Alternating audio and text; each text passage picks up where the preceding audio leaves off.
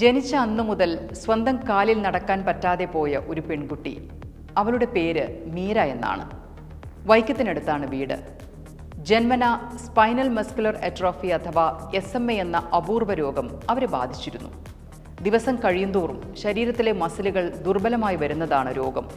3ാം class വരെ അച്ഛൻ എടുത്തുകൊണ്ടാണ് സ്കൂളിൽ കൊണ്ടുപോയിരുന്നത്.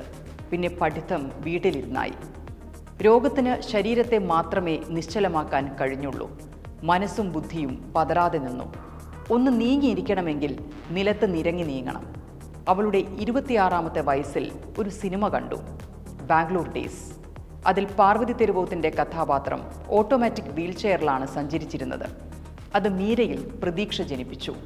അവളുടെ ആഗ്രഹം മങ്ങിത്തുടങ്ങി.